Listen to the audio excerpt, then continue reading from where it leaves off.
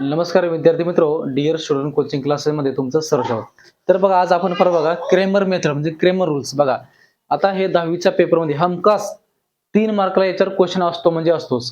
Simultaneous equation आणि Cramer rules याच्यावर fix 3 मार्काला question असतात. तर आपण एकदम सोप्या पद्धतीने समजून घेऊया. तर चला काळजी करू नका. आता काय म्हणलं बघा 3x + 4y = 10 आणि 4x + 3y = 5. आता हे समीकरण दिलं. आता काय करायचं त्याला a1 बरोबर याला 3 नाव द्या. b1 बरोबर आहे किती आहे 6 गुणक -4.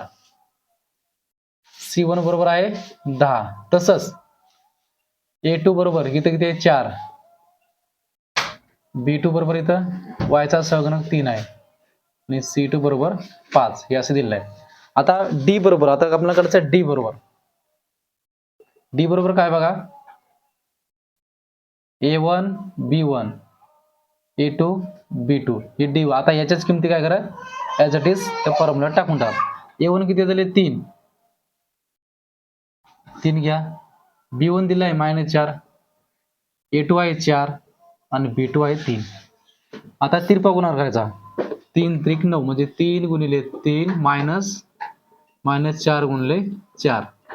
3 त्रिक 9 मायनस किती त्याला 16 म्हणजे बघा मायनस प्लस 9 + 16 म्हणजे किती आला 25. हे आलं आपलं d बरोबर. आता कसं dx बरोबर.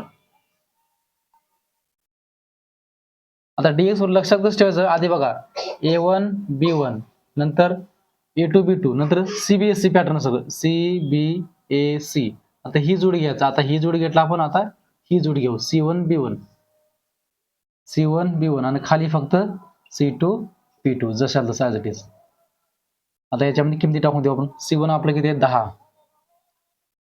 b1 आहे किती -4 आणि c2 किती आहे बरं 5 आणि b2 आहे 3. आता तिरपा कोणा करून घ्या 3 गुणिले 10 -4 गुणिले 5. 3 × 30 -5 × 20. या दोघांची बेरीज केली किती मायनस प्लस म्हणजे किती आलं 50. हे आलं तुमचं dx बरोबर.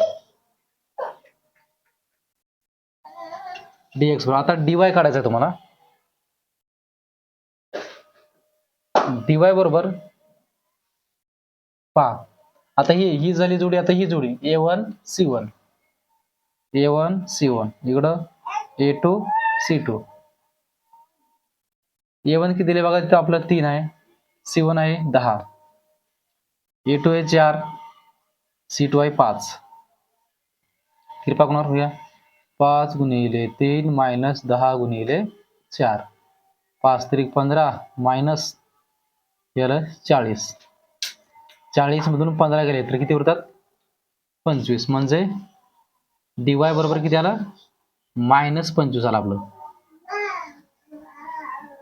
dy बरोबर -25. आता आपल्याला काढायचं x बरोबर सूत्र काय dx/d. dx किती आले आपल्या इथं बघा 50. d आले 25.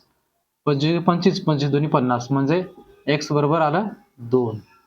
आता y बरोबर आहे dy/d. dy आले आपलं -25 छेद 25 म्हणजे किती झालं 25 उरलं काय 1 उरला -1. y बरोबर आलं -1.